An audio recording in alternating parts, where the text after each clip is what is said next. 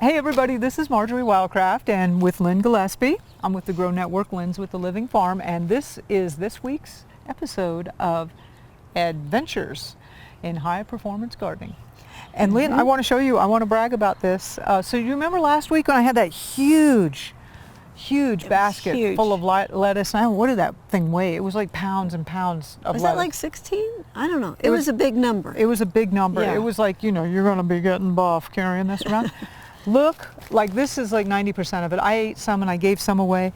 I dehydrated all of it, well, 90% of it, and I could condense this probably into 2 bags. But this is it. So, you know, here it's a little bit bulky here and then it turns into kind of a fine powder. Yeah, and you can grind that. The rest of it, it'll all be fine powder. Well, I was thinking leaving it bulky helps it store better. I think a powder would deteriorate faster. Yeah. So smaller particles, more oxidation, that kind of thing. I use mine in crackers. When I make crackers, I'll put a couple tablespoons of dehydrated lettuce. Gives it that nice green color. And that was what I was going to say. It doesn't turn it green? No, because it's just the little flecks through the dough. Ah, okay. Yeah, okay. it's pretty. So that's pretty cool. Yeah. So yeah. Nice. So I've been harvesting like crazy. You got food for the winter. Good job. I've got a bunch in the freezer. Yeah. I've got 8 pints of turnips that are fermenting. Nice. I have been handing bucket loads of produce away. Important giveaway stuff. Yep. Give away. Tell your story. Yeah, and I'm so excited. The squash. We're going to see if Tom can get some pictures in here. I like squash when they're just like, and you got to keep up with squash, right? Like, they go like fast. every day. Like every day, or otherwise you'll have something like this and you'll be, where'd that come from, you know? That's what you drop on your neighbor's porch. That's what you do that. But people will lock their car in the fall around here. Yeah, they know. They already know. Yeah, they're already, I've got so many cherries, they're already like, no, we don't have cherries. But really, you have to put it in a bag on their porch and knock on the door and then run. Run. Yeah. Zucchini, same method, except you can put it in their car too. But my favorite is when they're just like 4 or 5 inches long and they're immature. They're almost there. Yeah. So these guys are almost there. They're just beautiful. Yeah. Cool. And then you were noticing on my shard that I've got little shard friends. Yes, you do. Yeah. Here, we'll bring these up. So this is leaf miner, and it's just kind of native to our area. And what's happening is the fly lays little bitty white eggs on the back side, and then the larvae hatch out and they actually crawl in between the top and the bottom layers of the leaf. And so they're very hard to get rid of. So what I recommend is if you see a leaf with any leaf miner damage, you just get it out of the garden. I usually take mine and throw it in the chicken yard. You can throw it in the compost if you bury it, or you can just get it out in the garbage. But it needs to leave the garden every week so you can kind of control that volume. And then we found them. Yes, you can see them. And we'll get Tom to give you a close-up of this. You can see them. They're little black things. Yeah, little worms. that little gooey in there. black worms. You want to eat one? Not right now. There's 3 in there. We could share. You want one? No. I could have 1.5. You could have 1.5. I would do it. She won't. She's just bullshitting you. Really. We'll get Tom to get a close-up and put that in there. Yeah. But yeah.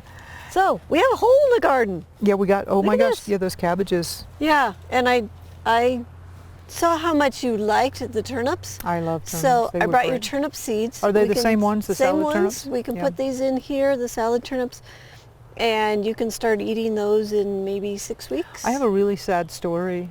What? You know those 2 gigantic, we harvested these ginormous cabbages. Yeah. It was, 3 weeks ago or something? Yeah, they were huge. They were also, you're going to get your upper arms going. And I couldn't get to them that day, and then I was really sick the next day, and the 3rd day, and they were already, if you remember, they had already bolted. Yeah, yeah. And by the time I got to them, they were kind of mushy. And there were parts of it I could have salvaged, but I was so sick, the smell of it just, I was going to puke. And so I just put them in the compost pile. But you know what? That's okay. Yeah, it is. We're making compost. That's still a valuable resource. That was a huge amount of compost. Now these guys, I really want to ferment because fermented foods are really, really, they're doing well. Really good. It's a great way to store food. But anyway, so we're going to do these guys. We'll put some turnip seeds in here so you have a crop of turnips. We're going to go ahead and trim your tomatoes and get them tied up. We want to put a clip about every foot. And then we need to mulch the green beans. Right, the green beans which just you said popped just up. came up in the last couple hours. I mean, they just, this morning they weren't up. yeah. I know, isn't that amazing? Yeah. So we put a light mulch and they'll just like pop now, whatever. Yeah, and that'll help hold the moisture in because we're in the peak of the heat of the summer for us. Yeah. And sometimes you have to water it a little bit more. I had during house this- guests. I had this guy, his name is Lee, and he's a real strong supporter of the Grow Network, and he lives in Nebraska. He came to Colorado just to visit me. Wow. I actually made him do yard work. He did a good job. Your apricot tree is gorgeous. I know, he trimmed that up for me. Yeah. And so I've been kind of distracted, and you really need to water twice a day with this. It does help in the Yeah. heat of the summer. And I yeah, missed and the it. mulch will make a big difference too. So I'm blaming it on Lee. Okay, Lee, if you're watching this, you are responsible. the garden's fine. All right, should we get to work? All right, so we're going to get to work, and then we'll check back in with you at the end. Yep. Okay.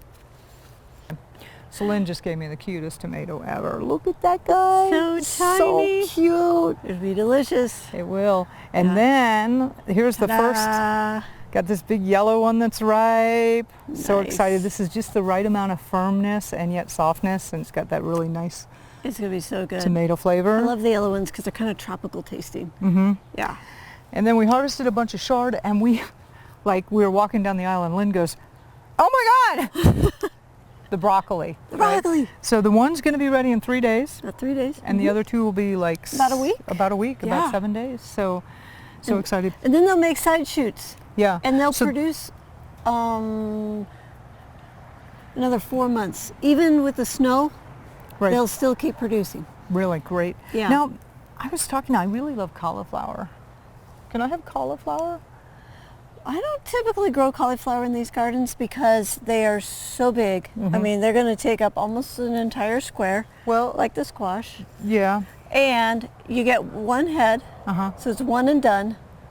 Yeah, right. With the And that's broccoli, we it. cut it off and it'll have all these And side you have all the shoots. side shoots. So when Right. I buy my broccoli seed, I read the description and I look for ones that have heavy side shoots Yeah. because we can get production every single week over and over. You'll see it. It'll Yeah. be No, fantastic. it's great. Yeah. yeah. So that's why I do broccoli. I instead of forgot about that. cauliflower. I didn't know that about cauliflower, actually. I One and just, done. Yeah. So buy the cauliflower from the farmers. From the farmer's market, exactly. You gotta farmer's support market. them. Support. Cauliflower There you go. and sweet potatoes. Perfect. And so another thing we did, we trellised up the tomatoes and did some them pruning, ready. planted some turnips, mulched the beans.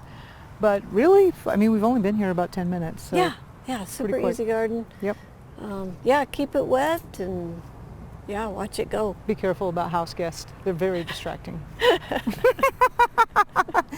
Okay, well, we'll see you next week on Adventures in High Performance Gardening. I'm Marjorie Wildcraft. This is Lynn Gillespie, and we're trying to figure out who is the sidekick. And next week, we will let you know. All right, we'll see you next time. This is Marjorie. Bye.